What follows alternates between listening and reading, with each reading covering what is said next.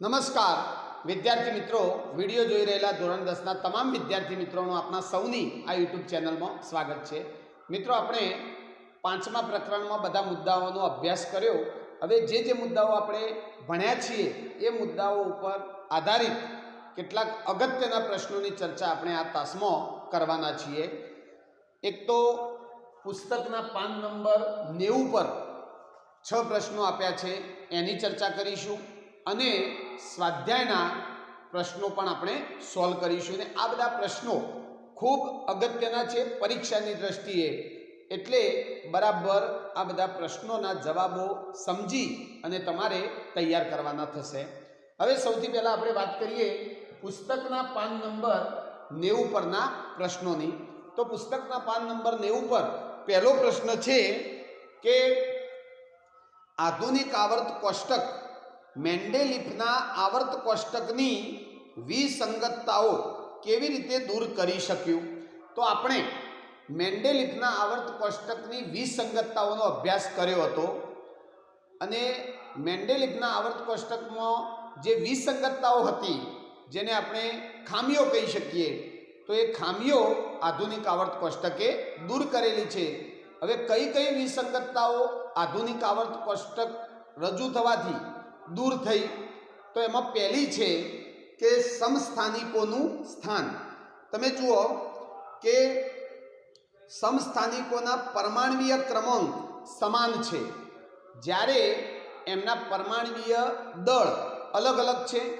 તો મેન્ડેલિફના આવર્ત કોષ્ટકમાં પરમાણવીય દળના ક્રમમાં બધા તત્વો ગોઠવેલા હતા, એટલે સમસ્થાનિકો અલગ અલગ પરમાણવીય દળ ધરાવતા હોવાથી મેન્ડેલિફના આવર્ત કોષ્ટકમાં સમસ્થાનિકોને અલગ અલગ ગોઠવવા પડે, જ્યારે આધુનિક આવર્ત કોષ્ટક આખું પરમાણવીય ક્રમાંકના આધારે રચાયેલું છે, એટલે સમસ્થાનિકોના પરમાણવીય ક્રમાંક સરખા હોય એટલે એ સમસ્થાનિકોને આપણે આધુનિક આવર્ત કોષ્ટકમાં એક જ સ્થાને મૂકી શકીએ છીએ।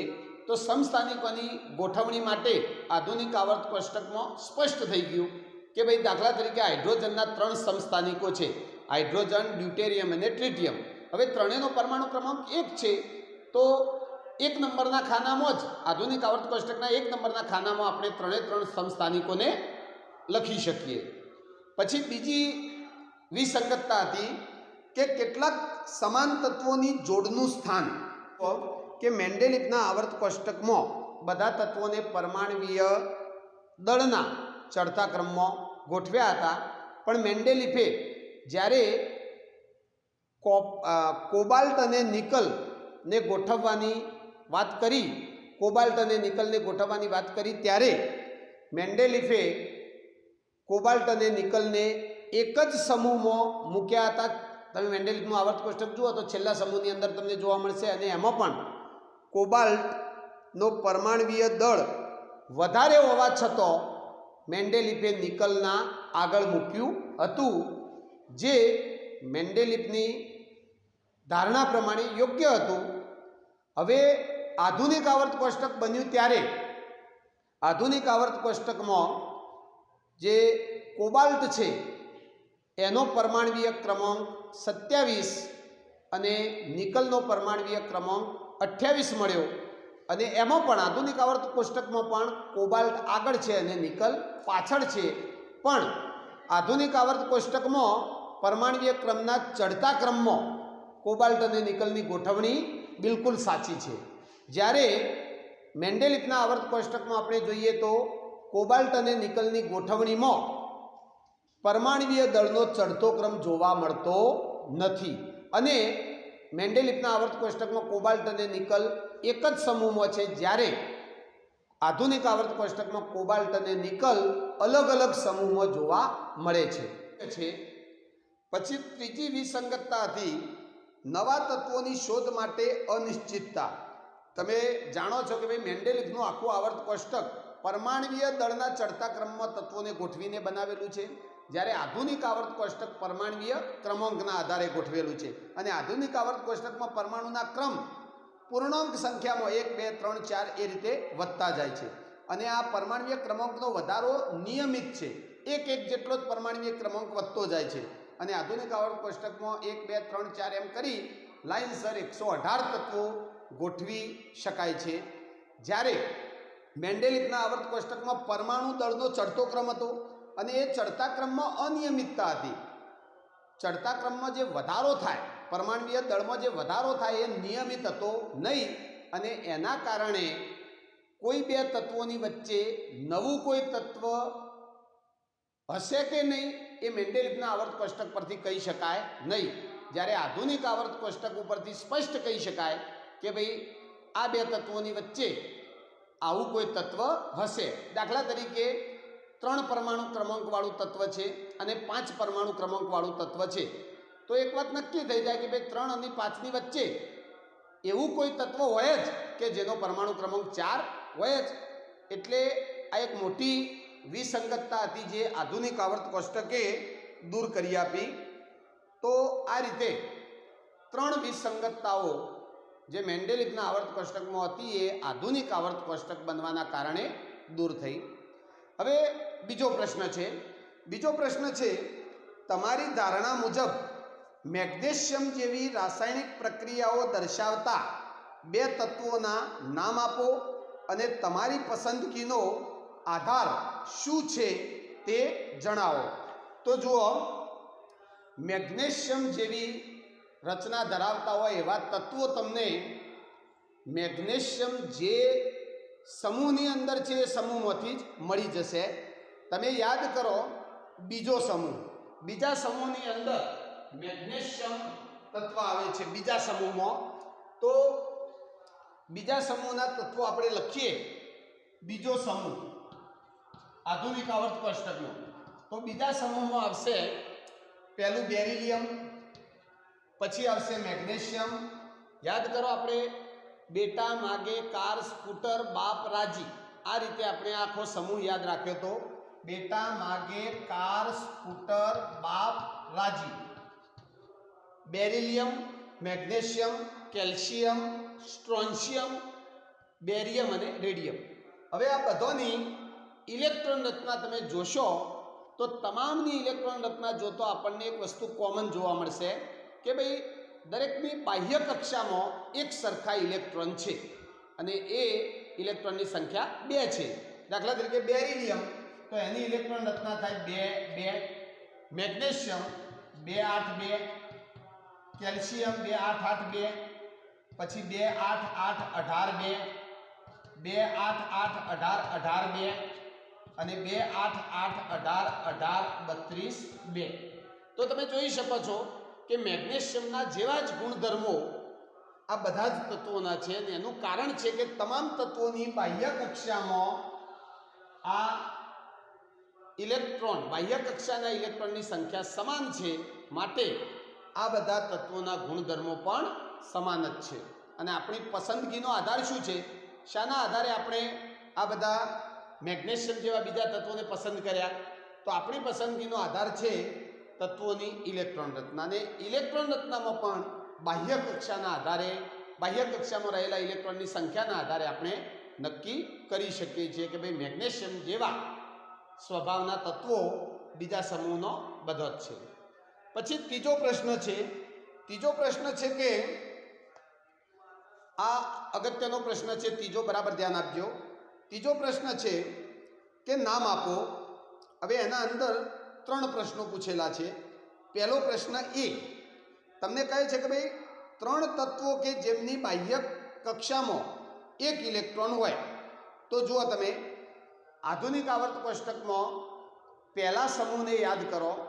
પહેલા સમૂહની અંદર lithium, sodium, potassium, rubidium, caesium, francium આ બધા તત્વો આવશે અને આ બધા તત્વોની ઇલેક્ટ્રોન રચના તમે જોશો તો બાહ્ય કક્ષામાં એક ઇલેક્ટ્રોન તમને જોવા મળશે। તો આવા 3 તત્વોના નામ જો લખવાના કયા હોય તો આપણે લિથિયમ, સોડિયમ, પોટેશિયમ લખી શકીએ છીએ। પછી બીજો પ્રશ્ન એના અંદર છે બી કે ભાઈ 2 તત્વો કે જેમની બાહ્ય કક્ષામાં 2 ઇલેક્ટ્રોન હોય, તો 2 ઇલેક્ટ્રોન હોય એવા તત્વો, બાહ્ય કક્ષામાં 2 ઇલેક્ટ્રોન હોય એવા તત્વો બીજા સમૂહના આવશે, જેની અંદર તમે બેરિલિયમ, મેગ્નેશિયમ, કેલ્શિયમ, સ્ટ્રોન્શિયમ, બેરિયમ, રેડિયમમાંથી કોઈ પણ બેનો નામ લખી શકો છો. બહુ સહેલો પ્રશ્ન છે. અને એના અંદર ત્રીજો પ્રશ્ન છે સી પ્રશ્ન છે, સંપૂર્ણ ભરાયેલી બાહ્યતમ કક્ષા ધરાવતા 3 તત્વોના નામ આપો. તો જુઓ, ધ્યાન આપો, સંપૂર્ણ ભરાયેલી હોય બાહ્ય કક્ષા એવા તત્વોના નામ લખવા હોય તો તમારે 18મા સમૂહના બધા તત્વોના નામ લખી દેવાના. કારણ કે 18મો સમૂહ એ નિષ્ક્રિય વાયુઓનો સમૂહ છે, જેને ઉમદા વાયુઓ કહે છે. અને આ નિષ્ક્રિય તત્વો એટલા માટે કહેવાય છે કે એમની છેલ્લી કક્ષા બાહ્ય કક્ષા સંપૂર્ણ ભરાયેલી છે.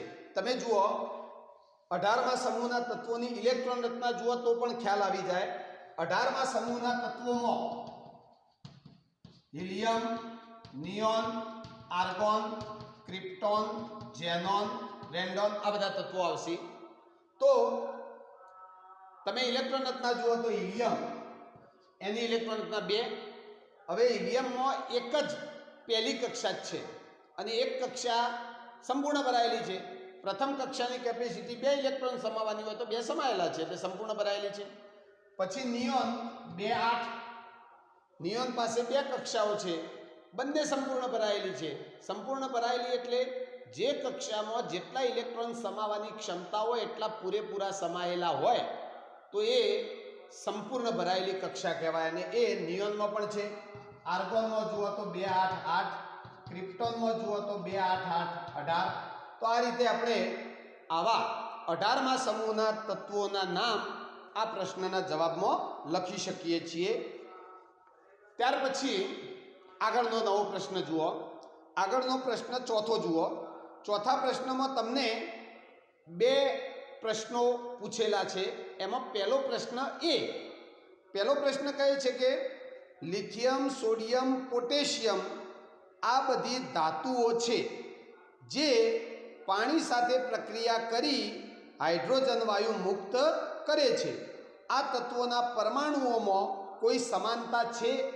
તો હા, આ લિથિયમ, સોડિયમ, પોટેશિયમ 3 નામ બોલીએ એ 3 તત્વોમાં સમાનતા છે.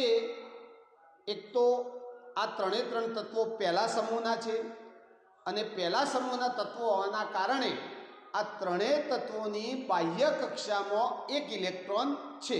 તમે ઇલેક્ટ્રોન રચના લિથિયમ, સોડિયમ, પોટેશિયમની લખો તો બાહ્ય કક્ષામાં છેલ્લી બાહ્ય કક્ષામાં કેટલા ઇલેક્ટ્રોન જોવા મળશે? 1 1. તો બસ આ સમાનતા કહેવાય કે ભાઈ આ 3 તત્વોની બાહ્ય કક્ષામાં 1 ઇલેક્ટ્રોન છે એ સમાનતા. અને આ બધા તત્વો પહેલા સમૂહના તત્વો છે. પછી બીજો પ્રશ્ન પૂછ્યો છે એમાં બી. હિલિયમ એક નિષ્ક્રિય વાયુ છે જ્યારે નિયોનની પ્રતિક્રિયાત્મકતા એટલે સક્રિયતા ખૂબ જ ઓછી છે. તેમના પરમાણુઓમાં કોઈ સમાનતા છે? તો હા, હિલિયમ અને નિયોન બંનેની અંદર સમાનતા છે કે ભાઈ હિલિયમ અને નિયોન બંને 18મા સમૂહના તત્વો છે અને હિલિયમ અને નિયોન બંનેમાં તમામ કક્ષાઓ સંપૂર્ણ ભરાયેલી છે. આ એમનામાં સમાનતા કહેવાય. અને સંપૂર્ણ ભરાયેલી છે એટલે જ આ હિલિયમ, નિયોન બધા નિષ્ક્રિય વાયુઓ ગણવામાં આવે છે. એક લીટીનો જ જવાબ છે એટલે હેતુલક્ષીમાં પ્રશ્ન પૂછાઈ શકે છે. ત્યાર પછી ચલો નેક્સ્ટ આગળનો પ્રશ્ન જોઈએ. આગળનો પ્રશ્ન ખૂબ અગત્યનો છે. એક ગુણમાં પૂછાયેલો પ્રશ્ન છે. આધુનિક આવર્ત કોષ્ટકમાં પ્રથમ 10 તત્વોમાં કઈ ધાતુઓ છે? પહેલા 10 તત્વોમાં કઈ ધાતુઓ છે?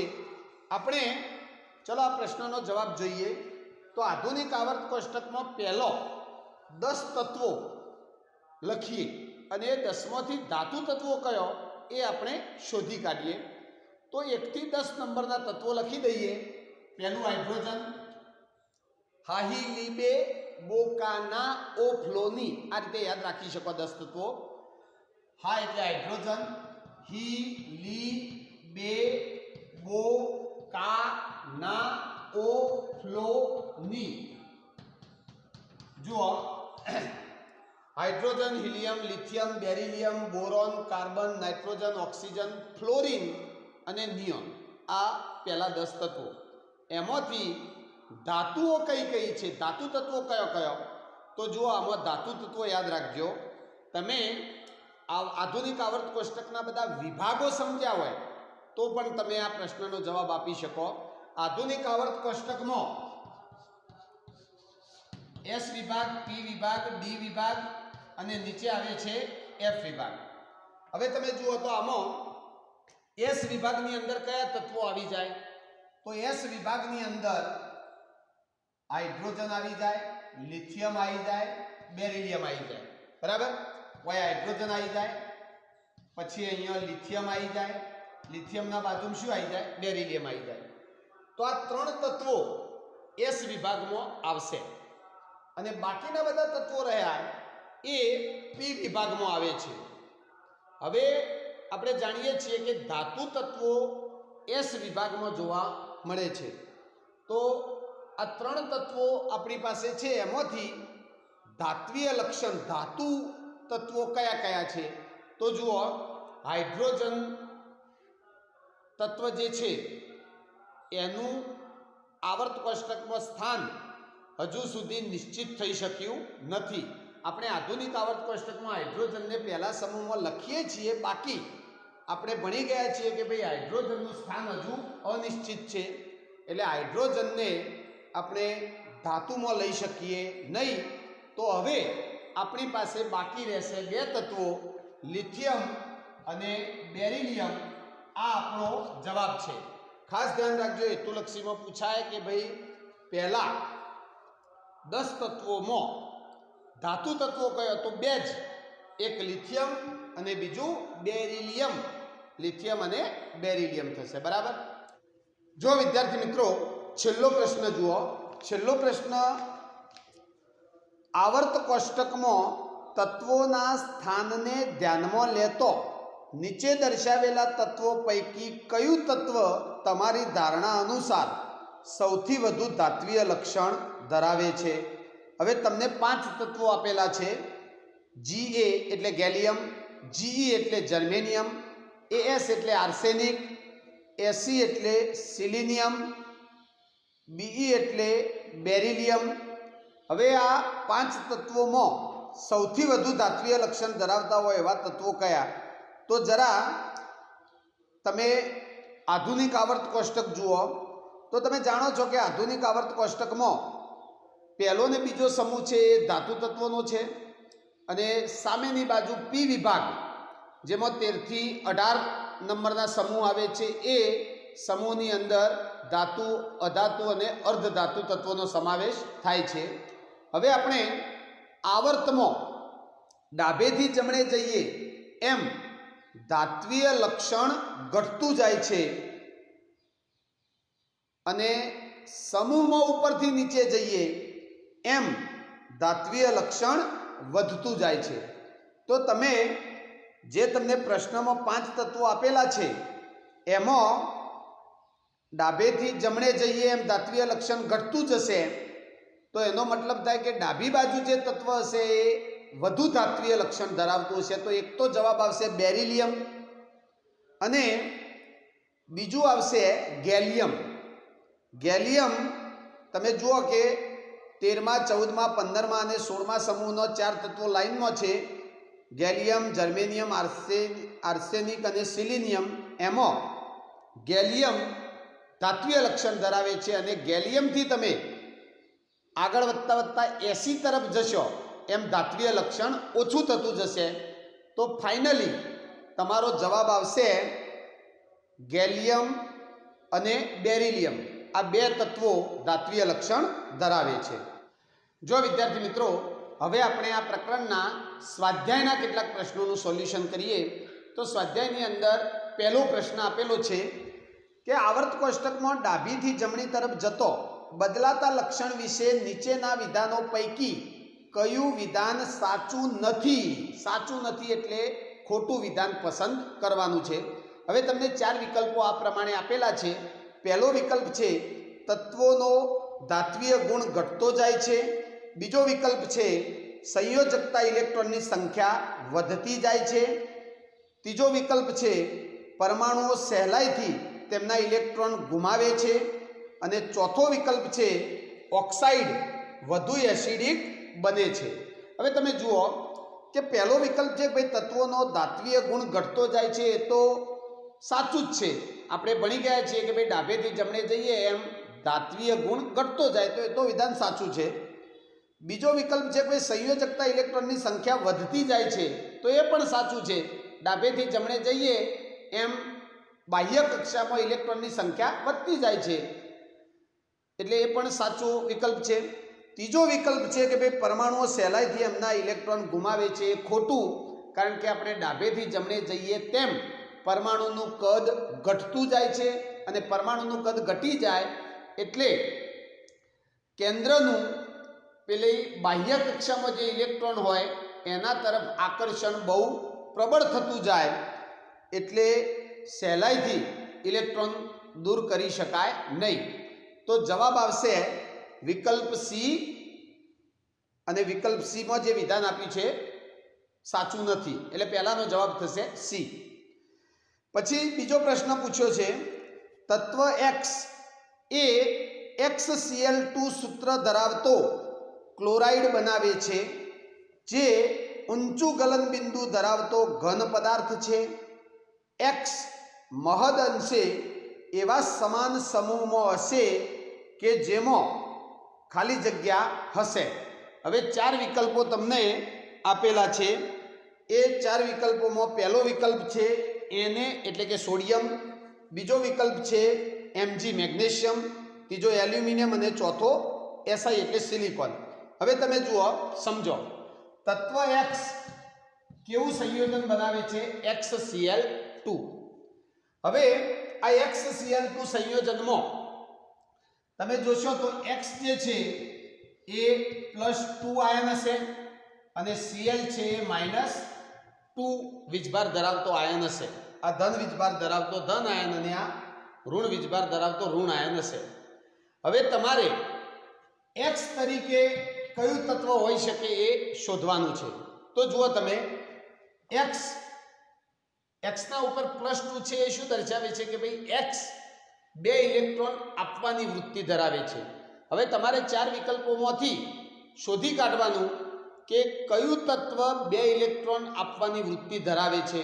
તો તમે જુઓ, તમને જે વિકલ્પ આપ્યા છે Na, Mg, Al અને Si, ઇલેક્ટ્રોન રચના તમે જોશો તો Na ની ઇલેક્ટ્રોન રચના 2 8 1, મેગ્નેશિયમની 2 8 2, એલ્યુમિનિયમની 2 8 3 અને સિલિકોનની 2 8 4। ચલો, હવે આ ચારમાંથી કયું તત્વ એવું છે કે જે 2 ઇલેક્ટ્રોનનું દાન કરશે? તો આપણને તરત મળી જાય કે મેગ્નેશિયમ। મેગ્નેશિયમ એની બાહ્ય કક્ષામાં રહેલા 2 ઇલેક્ટ્રોન અન્યને આપી દેશે, એટલે મેગ્નેશિયમમાંથી બની જશે +2 આયન, અને એ મેગ્નેશિયમ +2 Cl-2 સાથે સંયોજાઈ અને બનાવશે MgCl2, એટલે આવું સંયોજન બની ગયું XCl2। તો જવાબ આવશે Mg, જવાબ આવશે મેગ્નેશિયમ। ચલો, ત્રીજો પ્રશ્ન છે। ત્રીજો પ્રશ્ન હેતુલક્ષી માટે અગત્યનો છે। ત્રીજા પ્રશ્નમાં 5 નાના નાના એક ગુણમાં પૂછી શકાય એવા પ્રશ્નો આપેલા છે, એક એક જોઈએ। તમારે તત્વનું નામ આપવાનું છે। જે પ્રશ્ન હોય એ પ્રશ્ન બરાબર સમજીને તત્વને ઓળખવાનું છે। તો પ્રશ્ન છે કયા તત્વમાં, પહેલો પ્રશ્ન, 2 કક્ષાઓ છે તથા બંને ઇલેક્ટ્રોનથી સંપૂર્ણ ભરાયેલી છે। તો જુઓ, 2 કક્ષાઓ હોય અને બંને સંપૂર્ણ ભરાયેલી હોય તો પહેલી કક્ષામાં 2 ઇલેક્ટ્રોન અને બીજી કક્ષામાં 8 ઇલેક્ટ્રોન હોઈ શકે। તો કોની ઇલેક્ટ્રોન રચના 2 8 થાય? તો 2 8 ઇલેક્ટ્રોન રચના થાય નિયોનની, એટલે પહેલા પ્રશ્નનો જવાબ આવશે નિયોન, 10 નંબરનું તત્વ નિયોન। પછી બીજો પ્રશ્ન છે બી, ઇલેક્ટ્રોન રચના 2 8 2 કયા તત્વની છે? તો એમાં જવાબ આવશે મેગ્નેશિયમ, 12 નંબરનું તત્વ। 12 ઇલેક્ટ્રોન ગોઠવો તો ઇલેક્ટ્રોન રચના 2 8 2 લખી શકાય। ત્રીજો પ્રશ્ન છે સી, કુલ 3 કક્ષાઓ છે। કુલ 3 કક્ષા છે જે સંયોજકતા કક્ષામાં 4 ઇલેક્ટ્રોન ધરાવે છે। હવે તમે જાતે વિચારો, 3 કક્ષાઓ હોય અને સંયોજકતા કક્ષા એટલે બાહ્ય કક્ષામાં 4 ઇલેક્ટ્રોન હોય તો એ તત્વ કયું થાય? તો તમે ગોઠવો. પહેલી કક્ષામાં 2 ઇલેક્ટ્રોન મૂકી દો, બીજી કક્ષામાં 8 ઇલેક્ટ્રોન મૂકી દો અને ત્રીજી કક્ષા જે સંયોજકતા કક્ષા છે એમાં 4 ઇલેક્ટ્રોન મૂકો તો 2 8 4 આવી ઇલેક્ટ્રોન રચના થાય અને આવી ઇલેક્ટ્રોન રચના ધરાવતું તત્વ 14 નંબરનું હોય એટલે એમાં જવાબ આવશે સિલિકોન. Silicon Si. પછી ચોથો પ્રશ્ન છે, કુલ 2 કક્ષાઓ છે જે સંયોજકતા કક્ષામાં 3 ઇલેક્ટ્રોન ધરાવે છે. 2 કક્ષાઓ અને એમાં પાછી સંયોજકતા એટલે કે છેલ્લી કક્ષામાં 3 ઇલેક્ટ્રોન હોય તો 2 3 અને 2 3 ઇલેક્ટ્રોન રચના ધરાવતું તત્વ કયું આવશે? બોરોન. તો એમાં જવાબ આવશે બોરોન બી. પછી છેલ્લો પ્રશ્ન છે, બીજી કક્ષામાં પ્રથમ કક્ષા કરતો બમણા ઇલેક્ટ્રોન હોય એવું તત્વ કયું? તો ચલો, પહેલી કક્ષામાં તો 2 ઇલેક્ટ્રોન હોય અને એના કરતો બમણા ઇલેક્ટ્રોન બીજી કક્ષામાં હોય તો બીજી કક્ષામાં 2 ના બમણા એટલે 4 ઇલેક્ટ્રોન હોય. તો જે તત્વ આપણને શોધવાનું કહ્યું છે એ તત્વની ઇલેક્ટ્રોન રચના થાય 2 4 અને 2 4 ઇલેક્ટ્રોન રચના ધરાવતું તત્વ છે કાર્બન એટલે છેલ્લામાં જવાબ આવશે કાર્બન. ચલો હવે એના પછીનો પ્રશ્ન જુઓ. એના પછીનો પ્રશ્ન છે સ્વાધ્યાયનો એના પછીનો ચોથો પ્રશ્ન. એમાં 2 પ્રશ્નો પૂછેલા છે. એમાં પહેલો પ્રશ્ન છે એ, આવર્ત કોષ્ટકમાં બોરોન જે સમૂહમાં છે તે જ સમૂહના તમામ તત્વોનો કયો ગુણધર્મ સમાન છે? તો જુઓ, જ્યારે સમાન ગુણધર્મની વાત આવે ત્યારે તમારે ઇલેક્ટ્રોન રચના જોઈ લેવાની.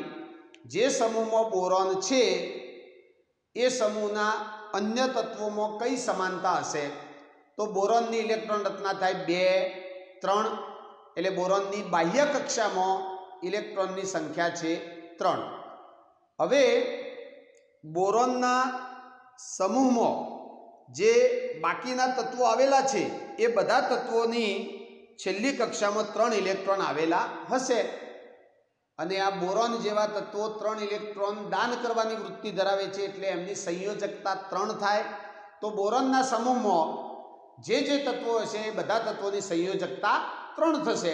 એટલે આનો જવાબ તમે લખી શકો કે ભાઈ કયો ગુણધર્મ સમાન છે? તો તમે લખી શકો કે બોરોનના સમૂહમાં આવેલા તમામ તત્વોની બાહ્ય કક્ષામાં 3 ઇલેક્ટ્રોન આવેલા હોય છે. ચલો બીજો પ્રશ્ન છે બી, આવર્ત કોષ્ટકમાં ફ્લોરિન જે સમૂહમાં છે તે જ સમૂહના તમામ તત્વોનો કયો ગુણધર્મ સમાન છે? તો આવર્ત કોષ્ટકમાં ફ્લોરિન એ 17મા સમૂહનું તત્વ છે અને 17મા સમૂહના તત્વોની બાહ્ય કક્ષામાં 7 ઇલેક્ટ્રોન હોય છે અને આ તત્વો એમની છેલ્લી કક્ષા પૂરી કરવા માટે 1 ઇલેક્ટ્રોન સ્વીકારવાની વૃત્તિ ધરાવે છે એટલે એમની સંયોજકતા 1. સમજો બરાબર, 17મા સમૂહના તત્વોની બાહ્ય કક્ષામાં 7 ઇલેક્ટ્રોન હોય પણ એમની સંયોજકતા 1 થાય કારણ કે એ તત્વો 1 ઇલેક્ટ્રોન સ્વીકારી છેલ્લી કક્ષા સંપૂર્ણ ભરી દેશે તો સંયોજકતા 1 થાય. તો 17મા સમૂહના બાકીના બધા તત્વો હોય એમની પણ સંયોજકતા શું રહેશે? 1 જ રહેશે.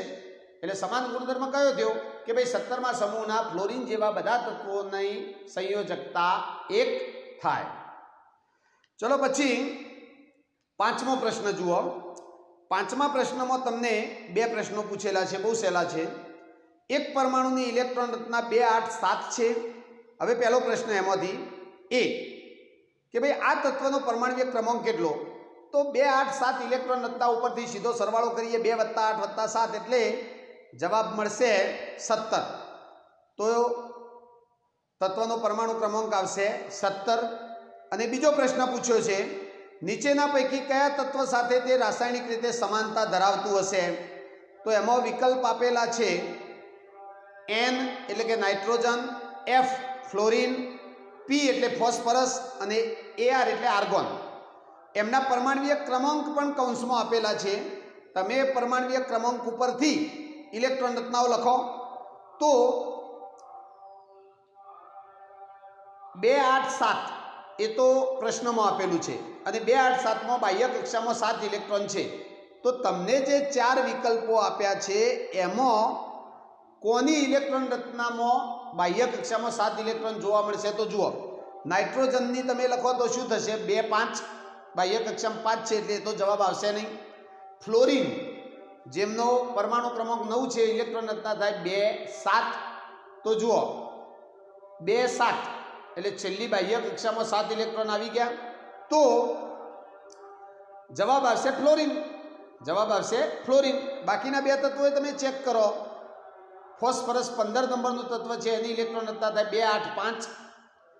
આર્ગોન 18 નંબરનું તત્વ છે, એની ઇલેક્ટ્રોન રચના થાય 2 8 8. તો આ ચારેયની ઇલેક્ટ્રોન રચના જોતો આપણને ફ્લોરિનની ઇલેક્ટ્રોન રચનામાં જોવા મળે છે કે ભાઈ બાહ્ય કક્ષામાં 7 ઇલેક્ટ્રોન છે, જે 2 8 7 જેવી ઇલેક્ટ્રોન રચનાને મળતી આવે છે. એટલે જવાબ આવશે ફ્લોરિન. ચાલો જો વિદ્યાર્થી મિત્રો, છઠ્ઠો પ્રશ્ન જુઓ. છઠ્ઠો પ્રશ્ન આપણને કયો છે? આવર્ત કોષ્ટકમાં 3 તત્વો A, B તથા C નું સ્થાન નીચે દર્શાવેલ છે.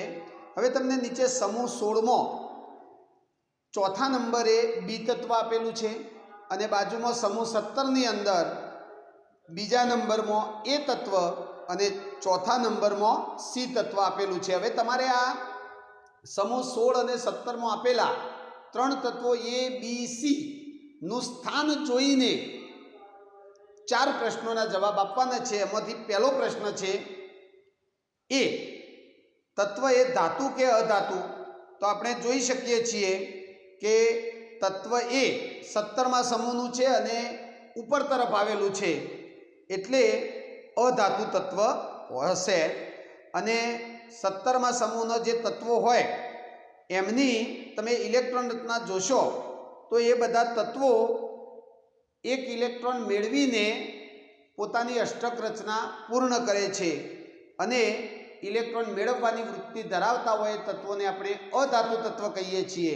તો પહેલાનો જવાબ આવશે તત્વ એ અધાતુ તત્વ છે.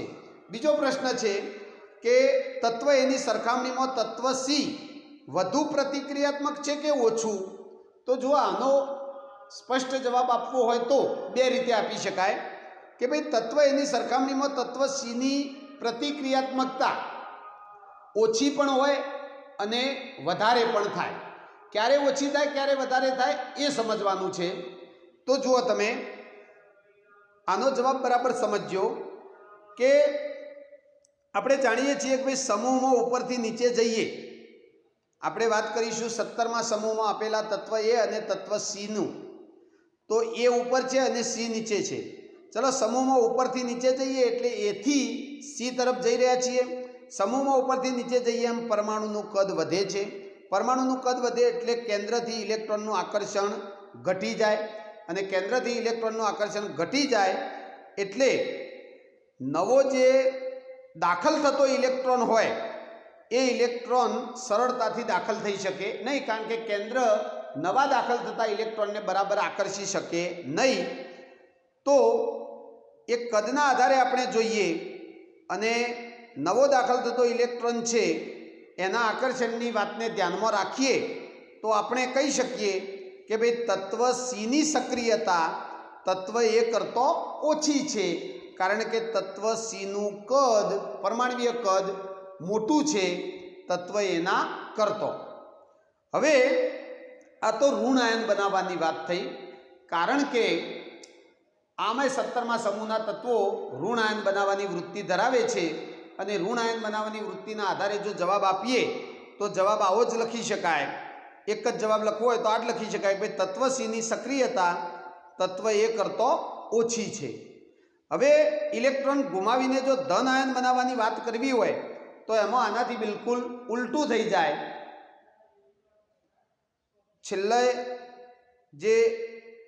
છેલ્લી કક્ષામાં જે ઇલેક્ટ્રોન હોય એ ઇલેક્ટ્રોનનું કેન્દ્રથી આકર્ષણ કેવું છે એને ધ્યાનમાં રાખીને આપણે ધન આયન બનાવવાની વાત કરીએ તો જો પરમાણુનું કદ નાનું હોય તો કેન્દ્રનું આકર્ષણ બળ બાહ્ય કક્ષામાં રહેલા ઇલેક્ટ્રોન તરફ વધુ હોય એટલે જલ્દી ઇલેક્ટ્રોન દૂર થઈ શકે નહીં.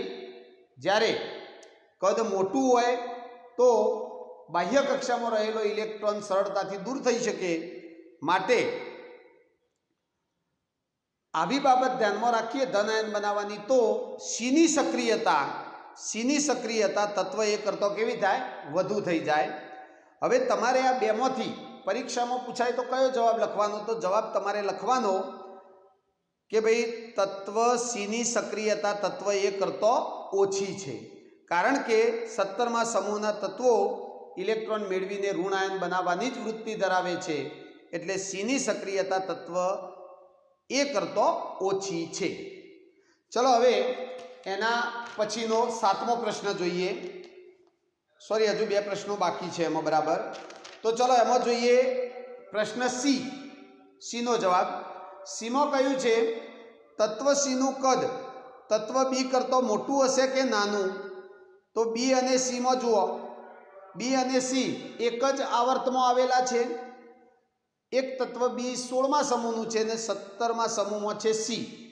તો આવર્તમાં આપણે ડાબેથી જમણે જઈએ એમ પરમાણુનું કદ ઘટતું જાય છે, એટલે બી કરતો સીનું કદ નાનું હશે. તો આપણો જવાબ શું થશે? તત્વ સીનું કદ બી કરતો મોટું કે નાનું? તો તત્વ સીનું કદ બી કરતો નાનું છે, બી કરતો નાનું છે એવો જવાબ આવશે. અને ચોથો પ્રશ્ન છે ડી. તત્વ એ કયા પ્રકારના આયન બનાવશે, ધન આયન કે ઋણ આયન? તો તત્વ એ 17મા સમૂહનું તત્વ છે, એટલે ઇલેક્ટ્રોન મેળવવાની વૃત્તિ ધરાવે છે અને એ ઇલેક્ટ્રોન મેળવીને ઋણ આયન બનાવે છે, એટલે જવાબ આવશે ઋણ આયન બનાવશે. ચલો એના પછીનો પ્રશ્ન 7મો જોઈએ. 7મો પ્રશ્ન છે નાઇટ્રોજન પરમાણ્વીય ક્રમાંક 7 અને ફોસ્ફરસ પરમાણ્વીય ક્રમાંક 15 આવર્ત કોષ્ટકના સમૂહ 15ના સભ્યો છે. આ બંને તત્વોની ઇલેક્ટ્રોન રચના લખો. આમાંથી કયું તત્વ વધુ વિદ્યુત ઋણમય હશે? શા માટે? તો જુઓ, ઇલેક્ટ્રોન રચના આપણે નાઇટ્રોજનની લખીએ તો થશે 2 5 અને ફોસ્ફરસની ઇલેક્ટ્રોન રચના થશે 2 8 5. હવે આપણને કહ્યું છે કે કયું તત્વ વધુ વિદ્યુત ઋણમય હશે? શા માટે?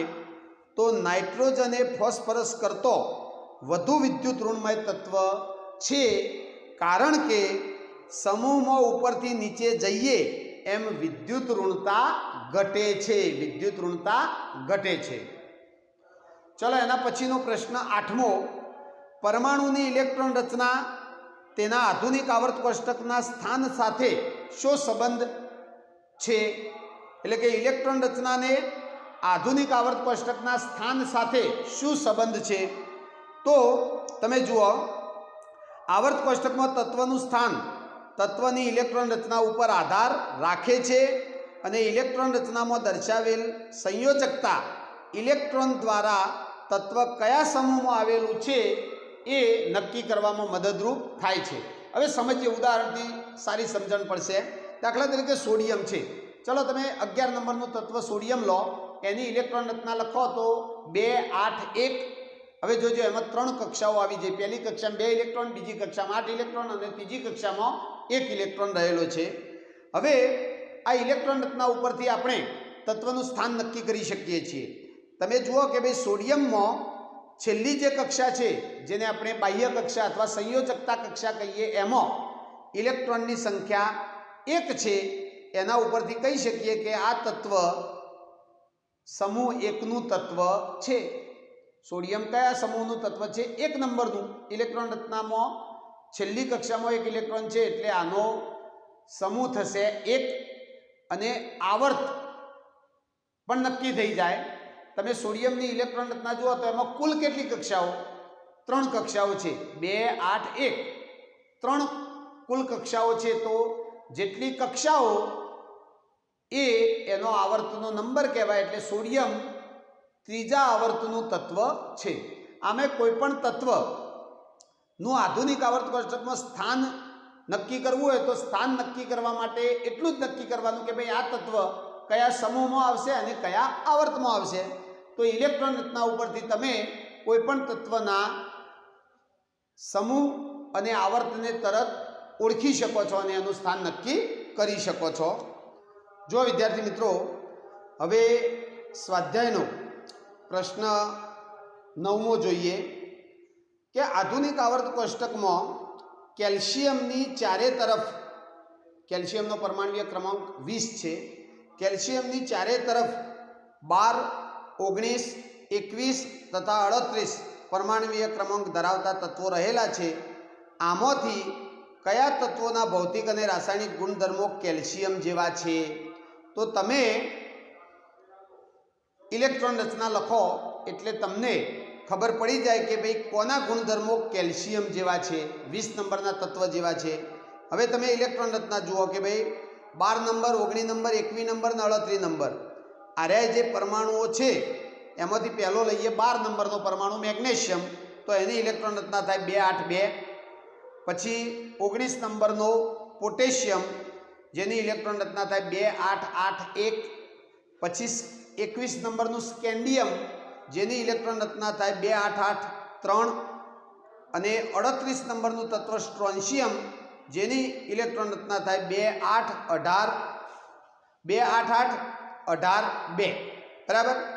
તો તમે જુઓ કેલ્શિયમની ઇલેક્ટ્રોન રચના થાય 2 8 8 2. 20 નંબરના તત્વની ઇલેક્ટ્રોન રચના થાય 2 8 8 2. હવે આપણે બાહ્ય કક્ષામાં 2 ઇલેક્ટ્રોન હોય કેલ્શિયમના જેટલા જ એવા તત્વો શોધી કાઢીએ તો એવા તત્વોમાં આપણને મળી જશે એક તો મેગ્નેશિયમ, જેમાં બાહ્ય કક્ષામાં 2 ઇલેક્ટ્રોન છે, અને બીજું મળી જશે સ્ટ્રોન્શિયમ 38 નંબર, જેમાં બાહ્ય કક્ષાની અંદર 2 ઇલેક્ટ્રોન જોવા મળે છે. તો જવાબ આવશે કે ભાઈ કેલ્શિયમના જેવા જ ભૌતિક અને રાસાયણિક ગુણધર્મો કોના છે? તો મેગ્નેશિયમ 12 નંબરનું તત્વ અને સ્ટ્રોન્શિયમ 38 નંબરનું તત્વ. બરાબર, 2 જવાબ આવશે. અને છેલ્લો 10મો પ્રશ્ન જોઈ લો, જે પરીક્ષાની અંદર 2 કે 3 ગુણમાં પૂછાઈ શકે છે. એ પ્રશ્ન છે મેન્ડેલિફના આવર્ત કોષ્ટકમાં અને આધુનિક આવર્ત કોષ્ટકમાં તત્વોની ગોઠવણીમાં સમાનતા અને ભિન્નતા દર્શાવો.